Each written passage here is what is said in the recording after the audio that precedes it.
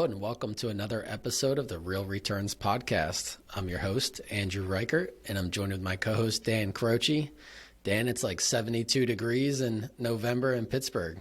I know. You've got to be happy about that. I might have to shed the vest. It was like 40 degrees this morning, but here we are in the mid 70s. It's crazy.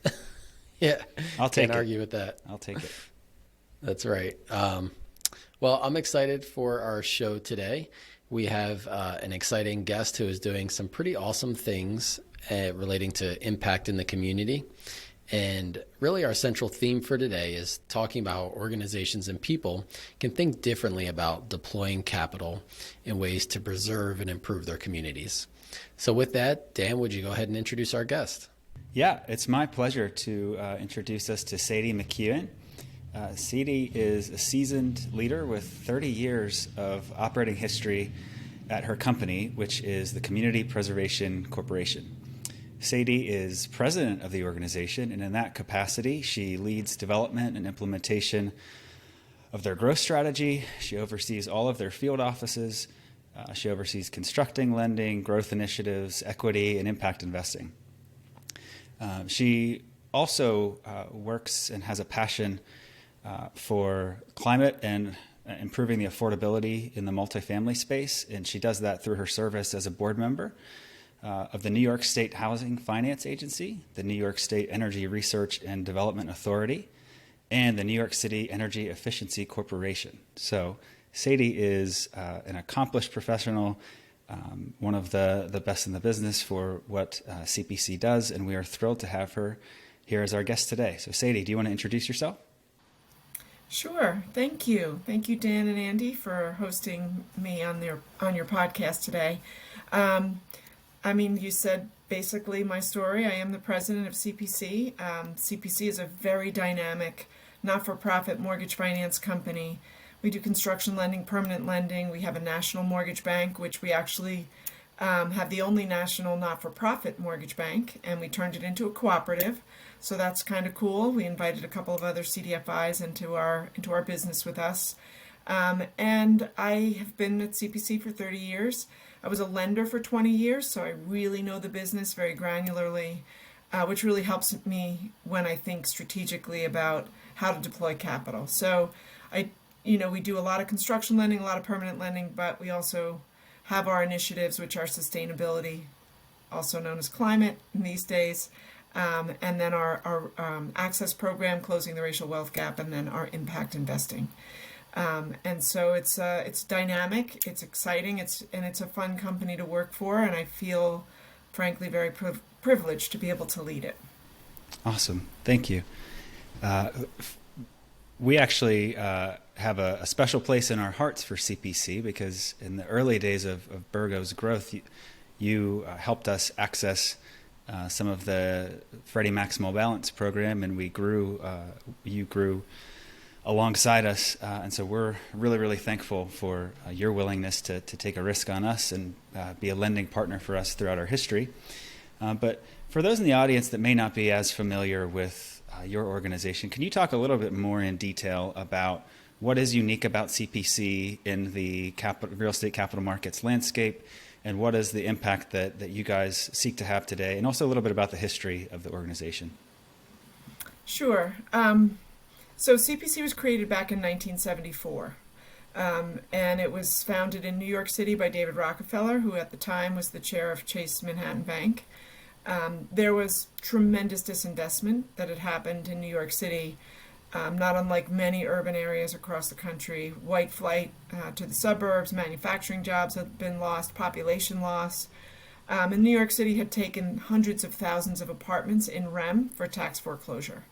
So the city was an owner of all of this distressed real estate, a lot of it vacant, and they needed to do something. The banks, this was before the Community Reinvestment Act, so there was no regulation calling for the banks to do this, but the banks stepped up and said we really need to address not necessarily the disinvestment in the really bad neighborhoods, but the investments that they had in adjacent neighborhoods. That they were afraid that those buildings were going to be impacted by what was a growing ring of distress in urban centers. And so they created CPC as a risk-sharing organization to put their money into so that CPC would make construction loans on buildings. And if those buildings went down, or if there were losses, they would share the losses versus one institution taking on too much risk. That's how we started. We did a lot of tenant and occupancy rehab, and in certain neighborhoods in New York City. And then we were criticized because we weren't in the South Bronx and Bed-Stuy and Harlem. And so we expanded to all of New York City, and the need was so great that that's when we really started to partner with government. And that's something that CPC very uniquely does, is really partner with our government agencies. So in New York City, that's our Housing Preservation and Development, really understand the tools that they have, marry them with the private capital tools that we have in order to address disinvestment. So in the 1970s, you could buy a building for $1 from New York City because they owned a lot of the real estate. You could get a 20-year tax abatement, 0 taxes for 20 years.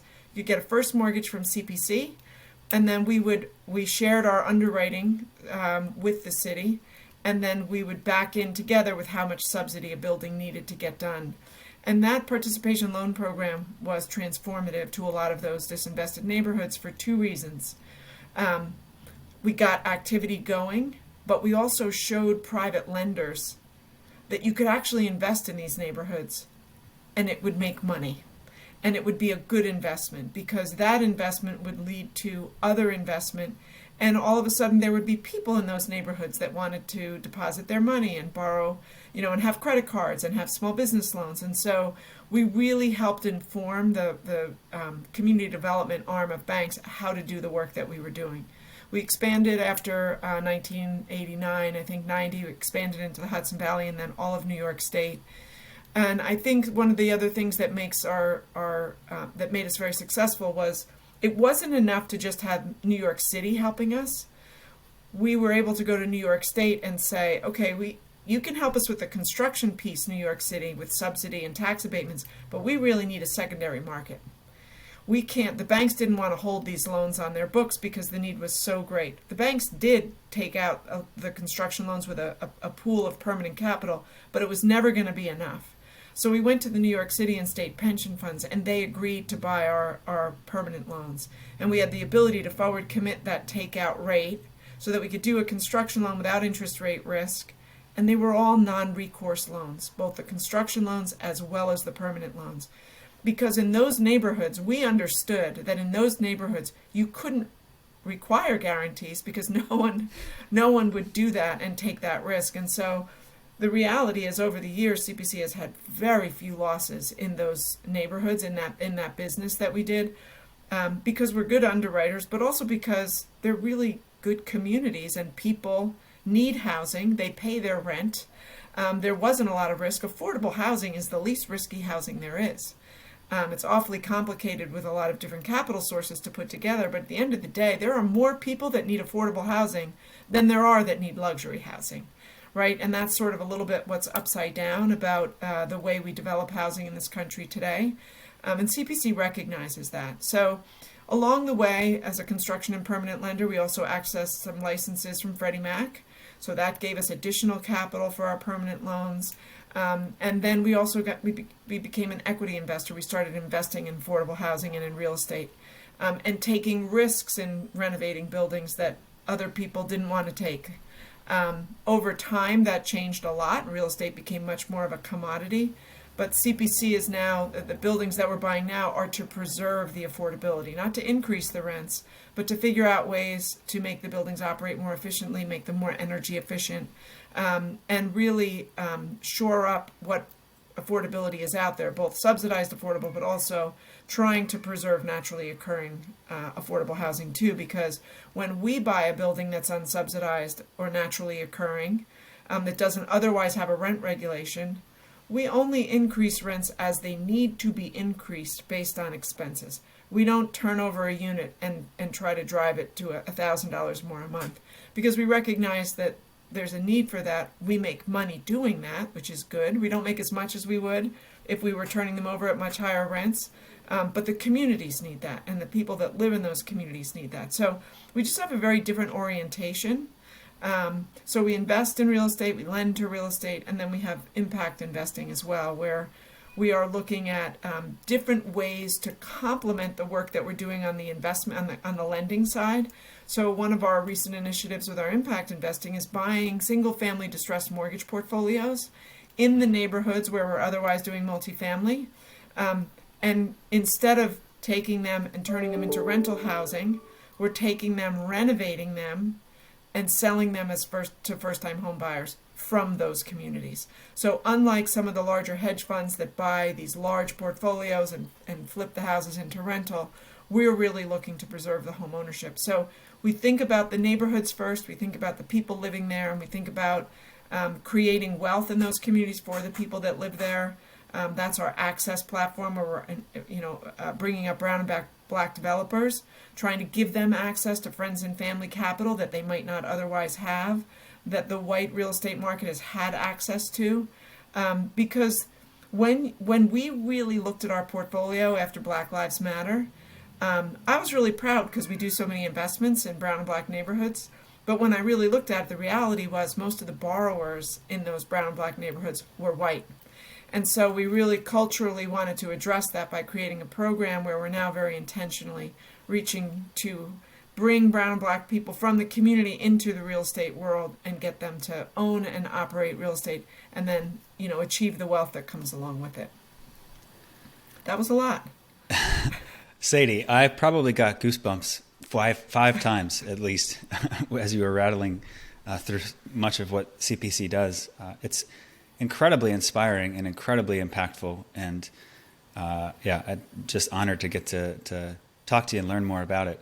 One of the things that is rattling around for me is just wondering about your sources of capital and your stakeholders, your employees, and how much those sources of capital or your stakeholders in general are aligned with your mission. So can you talk a little bit about that, the various stakeholders in your value chain and the extent to which Absolutely. they are mission aligned with you? Absolutely. So I think the first thing I want to say is that CPC is self-sustaining. So when you think about an impact capital, oftentimes you think about foundations or grants or public support. We don't take any money from foundations to operate, and we don't take any government assistance to operate. So we're fully self-sustaining. We have a lot of income and revenue driven by our lending. It allows us to do really small deals that nobody else will do. But we have to have a source for that capital. So the primary source for our construction lending is through about 21 different banks and other financial institutions that provide us with a $530 million line of credit, essentially collateralized with the real estate, to make construction loans. Most of those lenders are CRA motivated, so they have a requirement to invest in low and moderate income neighborhoods. So half of the deals that we do with that facility have to be at or below 80% of AMI, which is a no-brainer for us. That's closer to 80%. So that's our construction capital. Our permanent loans, as I mentioned, New York City and state pension funds purchase our permanent loans. And in New York City, it's an economically targeted investment, so it is a mission-based investment. In New York State, it's not, but they are still very interested in, getting the benefits of having the pensioners' money in the people's community, right? So it's the people's money invested in their communities. So they are pretty much like-minded. Other investors that we work with are government, but they're not investing in us. They're investing in the deals that we're doing. But they also use CPC to administer programs that are tailored for neighborhood improvement or for a specific need, and that they don't have the platform or the expertise to drive that capital into neighborhoods. So a good example was, it's 10 years ago now that Sandy hit. And after Hurricane Sandy, there was a lot of money that came from the government into New York City. New York City was able to do a lot of the large buildings that were impacted, but they couldn't do the small buildings. They gave CPC $35 million, and we administered storm recovery for smaller buildings, less than 50 units. Another example of that is with our sustainability initiative and climate. So we were just awarded a $250 million grant program from New York State to electrify buildings in the state of New York, small buildings across the state, because we have laws on the books that are requiring all buildings to get off of fossil fuel. So the government sources are obviously very like-minded. in support of neighborhoods and buildings and small owner operators. And we do get money that helps us to support the administration of that money. But the other place that we've gotten capital is from the bond markets. So CPC went through a process a couple of years back, 3-4 years ago, to get S&P rated. And so we're S&P rated AA- stable, and we've been able to maintain that rating through the pandemic, through the pending recession. So that's been great for us. And we were able to go to the markets and get $150 million of sustainability bonds, which was 10-year fixed rate money, below, I think it was 2.83%, right? So that is game changing. And what was really fascinating for me about that was, as a CDFI or a not-for-profit lender, you're really beholden primarily to banks. And so, banks come and go, they have mergers, they get acquired, they want to be in this, they don't want to be in that. They always have real, CRA credit, so they're always looking somewhat to support a CDFI. But managing that process it's constant. That $530 million facility I mentioned, we renew that every 3 years. And so it's not a burden, but it is a business that we have to be in managing that relationship. The S&P process was tough, don't get me wrong. It took us a little bit over a year to get through that. But once we did, within 5 days, we had $150 million literally in the bank. And so we learned how to access a different kind of capital that was really seamless once we got that rating.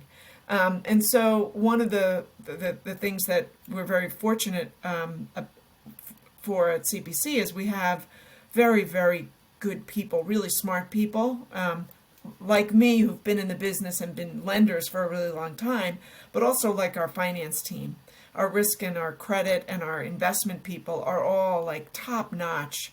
And so when somebody from the outside who has capital wants to invest with us, and they sit down at a table with, a team of us, they can feel really good about investing with CPC, because not only do we understand the needs in communities and we can meet their mission goals, but they can feel really good that we have it.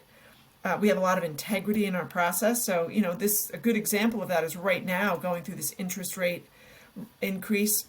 As a construction lender, short-term rates are going up. Is there enough money in the construction reserves for those buildings that we're financing? And so the re-underwriting, the risk rating process, the shoring up of the projects that we're financing. We do a lot of that very regularly. We don't ignore the changes, the macroeconomic changes, and we figure out how they filter through to the loans and the investments that we're making. And that makes people from the outside feel really good about investing with CPC. Yeah. I would feel great about investing with CPC based on the thorough understanding that you're articulating. I recall that CPC has 3 distinct sort of meta goals, as you've phrased it. Can you talk a little bit about those meta goals? And I think those are part of what makes you unique in how you're addressing your mission. Sure. So I want to say back in 2012, CPC came out of a kind of a tough restructure. We rebranded, changed our logo, and defined some corporate values for ourselves internally. It was really an internal process of growing, rebuilding our platform and growing. We went out and got the licenses with Freddie and Fannie, and so we really built up our toolbox of tools. And finally, about 3 years ago, we're really well positioned to be, maybe 4 or 5 years ago, forward-facing and really look at what are the needs in our communities and really try to address them broadly. And so, we started to do that, and then the pandemic hit. And then we had Black Lives Matter, and then we had, all kinds of chaos in the markets. And so we regrouped and we came back together, and we learned a lot through that process. I talked a little bit about what we learned about our lending in brown and black communities. We also had government really pushing climate change is real. There's real risk in the transition to a clean energy economy. And what we realized was, we've been around for almost 50 years now. Affordability is our first meta goal. It's been our hallmark since day one. And so we're really very focused, deeply focused on creating affordability in neighborhoods. And that's not just for the very lowest income, it's a spectrum of affordability. A lot of government money goes into very, very low income projects. But then there's this missing middle of workforce housing and communities that just don't want to build anything. You miss that. And so you miss having a place for your kids to live when they graduate from college, or you miss having a place for your parents to stay in the community when they sell their house, And so we provide affordability on a spectrum from homeless housing to say 150% of AMI. That's our range. The second meta goal that we have is closing the racial wealth gap. I talked a little about that with our access program, and that is very much focused on driving originations with brown and black developers and providing them the resources and the support they need to participate in wealth created through real estate. That's on the developer side, but then also trying to create those homeownership opportunities in brown and black communities, because one of the ways that Americans gain wealth is through homeownership. So that's our second meta goal. And then our third is this transition to the clean energy economy. Since 2008, CPC has been focused on helping owners understand how to make their buildings more energy efficient for two reasons. You save a lot of money when your building is more efficient, and you drive down greenhouse gas emissions without having to do anything about your heating system or cooling system because you're using less energy, right? And so 2008, during the recession back then, gas and oil were at all-time highs. Oil was $150 a barrel. And what we saw was affordability was lost because owners had to pay so much in heat. And so, I like to think about the next 7 years as the cost of oil came down, that being an enormous housing subsidy, right? We don't think about it that way, but, either the cost can come down or the usage can come down. So we were really working to drive that usage down. And then because we do partner so much with government and because we are always working alongside of them, in New York State, in 2008, we had a governor that had a Green New Deal in Andrew Cuomo. We had a mayor in Michael Bloomberg who had a greater, greener buildings plan to start decarbonizing buildings. And then at the federal level, we had President Obama who had recovery through retrofit. I don't know, you remember the Cash for Clunkers program, which was very successful. Drive your car in and get $10,000, get off of an old, inefficient car. But he also had Cash for Caulkers, which was, caulking buildings and windows. Like it wasn't quite as catchy or as easy to do, but he was also very focused on climate and energy. So we really grew our platform over time to be consistent with government's evolution around this. And in New York, we now have laws on the books in New York City that put a price on carbon. And so if you're emitting more than a certain amount of carbon and you're more than 25,000 square feet, if you don't reduce below a certain level, you will pay $268 a metric ton for every metric ton of carbon that you're producing above a certain threshold. And that can be very expensive. So from our perspective, for small buildings, we really have to help them meet those requirements because those fines will really impact affordability. And so our sustainability platform is there to address that third meta goal, which is the transition to the clean energy economy. Sadie, those meta goals are incredible. And when I hear those, I think like any one of those goals would keep me busy for a decade. So the fact that you have three of them is pretty remarkable. How do you think about figuring out which of those you're kind of focused on at any given time and putting resources towards? And is there any one of them that you find kind of rises to the top in terms of, what you guys are focused on in this season? So it's a great question. And we're actually having somewhat of an internal debate about it now because we will always be a housing first organization. We will always care most about affordability. That's why we're here. That's why our investors invest with us. But today, if you're in the business of housing, actually, no matter what business you're in the climate business.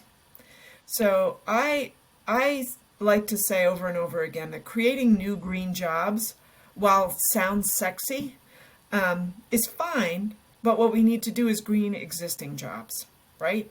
And so I am a huge advocate of all of the work that all of us do. We should be doing whatever we can to address climate as we do it. And so for us as a first mortgage lender, we shouldn't be waiting for some other incentive or other source of capital to help make a building more energy efficient or to decarbonize it. We should be figuring out with our first mortgage capital how to get that done, right? A good example of this is, the Inflation Reduction Act was just passed back in August. And turns out there's a greenhouse gas reduction fund in there for not-for-profit lenders, $20 billion. Well, guess what? There's nothing specifically earmarked for housing, but housing and buildings emit a ton of carbon. So, and they are huge greenhouse gas producers. So at CPC, we're saying, okay, well, we can go to the EPA is administering this program and make an application for $500 million of grant money, not to do new things. I'm not going to become a solar lender or an offshore wind lender, but I can be a lender that now has a source of capital to address climate as I'm addressing affordability in housing. Because you guys understand affordable housing, you will grab any resource you can to make a building better, to make it higher quality, and to make it and to address affordability. It's not that people like me at CPC or other CDFIs or not-for-profit lenders don't care about climate. We care deeply about climate, resiliency, healthy outcomes, especially in disadvantaged communities which have been negatively impacted the most by climate. It's not that we don't care, it's that there's been no regulation around addressing climate in the work that we do, and there's been no resource for it. So now I have a resource that I can take in and ensure that the buildings that I'm financing are meaningfully reducing greenhouse gas to meet the metrics of the money that I could get from the EPA. And so the two integrate completely seamlessly for me. The third, closing the racial wealth gap, if we can do this in low and moderate income communities, they're called environmental justice communities. There's an enormous advocacy around environmental justice, which is really important. People have rallied around this idea of environmental justice because, where are the worst asthma outcomes? They're in poor neighborhoods, right? Poor people have been most impacted by all of the negative effects of climate change. And so ensuring, and this is the whole EJ40 concept that Biden has, 40% of the resources have to be invested in low and moderate income brown and black communities. You can meet that third meta goal at the same time. So you're doing it in brown and black neighborhoods, you're addressing climate, and you're preserving or creating affordability. And so it's really just, your orientation and the way you think about the work that you do and include it. And then if you step back and you say, no, I'm just going to make the building affordable, it doesn't feel right. Because because you've been in all these policy conversations and in all these stakeholder groups, that just doing that is not enough. And now that there's resources for you to be able to do it holistically for all three of our medicals, you kind of can't, once it's seen, it can't be unseen. And so our really big idea with the Greenhouse Gas Reduction Fund money is to simply take it and buy down the interest rate in the first mortgage. So I could take a Freddie Mac loan, for instance, and have an A and a B piece, and have the A piece be the securitized first mortgage that any investor would buy, and then have the B piece be top loss protection. So in a $10 million loan, the B piece is usually 10%. So it would be $1 million, and the B piece investor would get 12%, and because he's taking top loss. With grant money as my top loss protection, right, I can have a really low rate, 2%, and I can take 30% of the loan, not 10. So now I can drive the interest rate of the first mortgage down 200 basis points, which then gives me the ability to over leverage the property so that you have enough capital to do the greenhouse gas reduction work. And so we're trying to inform private capital about how to address greenhouse gas emissions. And so you just learn to think more holistically because you have the privilege of talking to capital and influencing and addressing the way capital actually impacts neighborhoods and communities. So it's really cool. I'm excited. We have to make the application. We don't know if we'll be awarded yet, but if you always have to be following the money. Going to the EPA is not a normal place for a CDFI to go get money, but I'm going to follow the money. And if that's where there's $20 billion of free money to address buildings, I'm going to go after it, because we have to. We have to find every resource we can to shore up affordability, address resiliency and healthy housing, and bring up brown and black communities. Mm-hmm, mm-hmm. Yeah, no, I love that. I think one of the things I learned from your explanation there is it's really all connected in terms of how you look at those meta goals. And not only is it connected, but one builds off of the other. So you guys have taken an approach to where, you're working on them independently, but they're also all connected in that they're building on each other. There's almost this inertia that you're developing that I think is a wonderful way to approach the issue. I'm curious, as you look at those meta goals, have you noticed any measurable impact that you can say, hey, we've been able to quantify this progress or these results thus far? Absolutely. So we are very focused on our metrics because that's what our capital providers want to see. So every year we give ourselves an internal goal around the number of high performance buildings that we will finance. And we have a dedicated team of people on our sustainability team, but we really drive our lenders to finance high performance buildings. And so last year, I think we got to about 2,300 units of high performance housing, meaning very low energy usage, and some of them were all electric, a smaller subset. And that number has grown over time. So it's 2,500 units roughly out of 6,000. This year, we'll give ourselves a goal. Now, obviously the economy willing, give ourselves a goal to reach further. So we're not just setting goals, we're pushing people to reach those goals. The rest of them, they might be energy efficient, but they didn't meet that higher tier for high performance. The other metric is how many brown and black customers do we have? And so in a year prior to Black Lives Matter, if we did 60 loans and we had 60 borrowers, maybe 3 or 4 were. We are now up to about 15. So there's measurable growth because we dedicated a team of people to be very intentional about it, and we've changed the internal culture around how we originate and try to identify opportunities for brown and black customers. So intentionality is the other word that we use a lot at CPC. We've dedicated people that are not doing other things, that just wake up every day and think about sustainability, or wake up every day and think about access.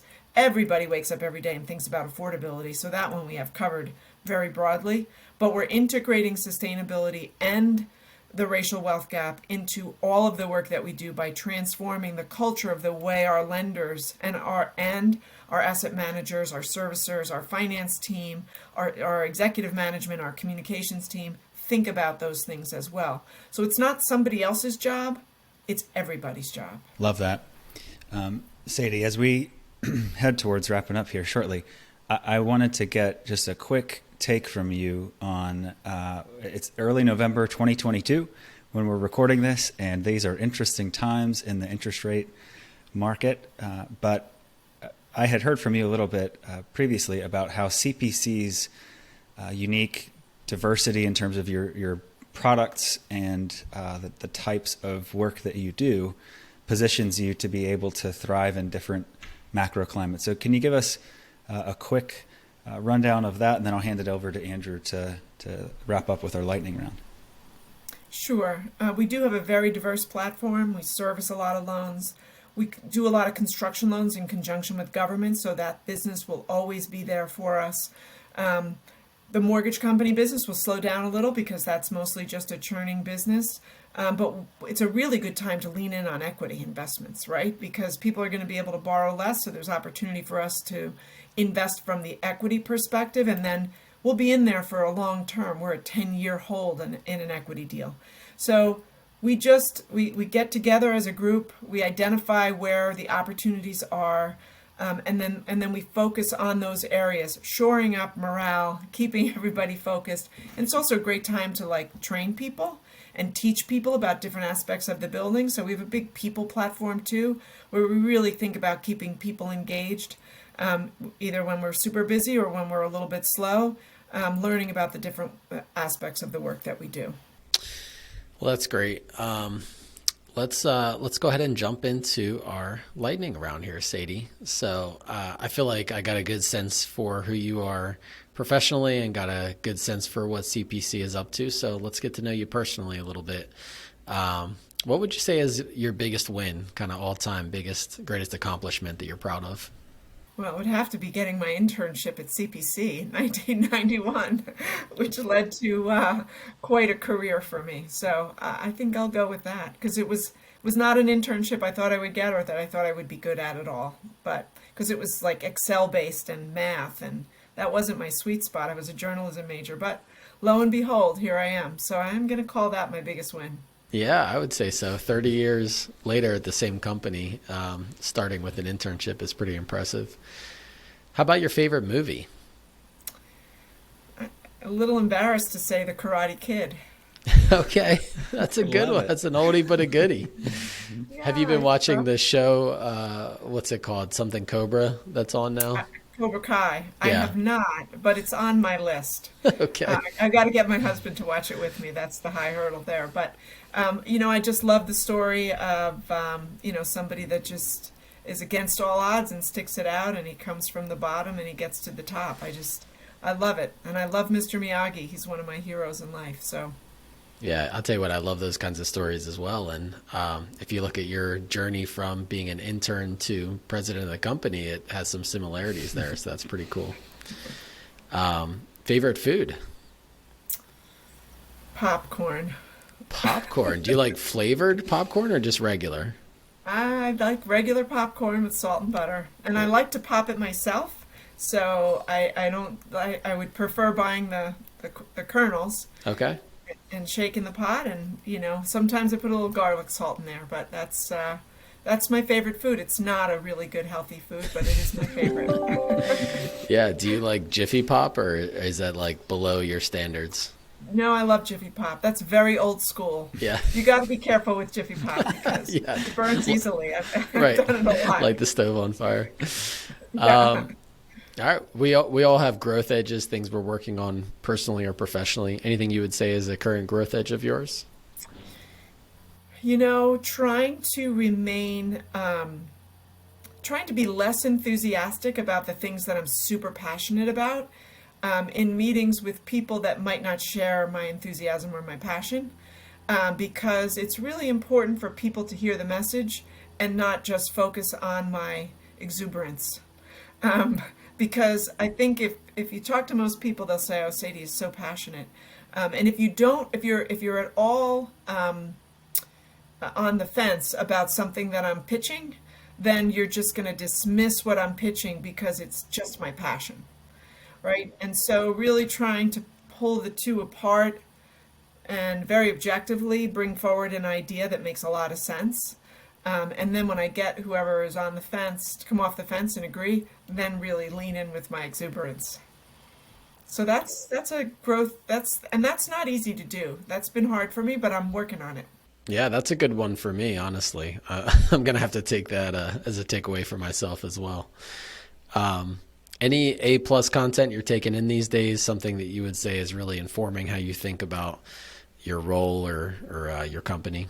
Um, Well, I'm tracking the 10-year treasury obsessively, but that's not the kind of content I really want to be focused on. We're ahead of the election. I've been doing a lot of educating myself, mostly about local candidates who I know less about. I'm very involved locally as well as sort of globally. And so really been taking in a lot about my local community, my county, and my state, so that I make the right decisions at the ballot box. And then I've read a couple of good books lately too. So I read Untamed by Glennon Doyle, which is a great story. It's also somewhat of a redemption story, but she's a really interesting person, and her big thing is, her quote is, "We can do hard things." And I used that at a company meeting recently. I usually start a company meeting with a quote, and I use that because going into this perilous time economically, it's good to remind ourselves at CPC that we can do hard things, and we've been doing them since 1974. So I'd say that's what I'm taking in. Yeah, well, that sounds like great content to be taking in. Well, we're out of time here. Thank you so much, Sadie, for being on our show. I know I got a lot out of this. One of the things I'm taking away is just how interconnected some of these dynamics are. I love your meta goals and thinking about how affordability and climate and even racial equity can be approached individually, but really can be approached together as well, and sort of jointly tackling some of the biggest problems that are in our communities. So thank you for the work that you're doing. Thanks for being on the show. And thanks to our listeners for listening in. My pleasure. Thank you both very much. I really enjoyed this. Thank you, Sadie. Thanks, Sadie.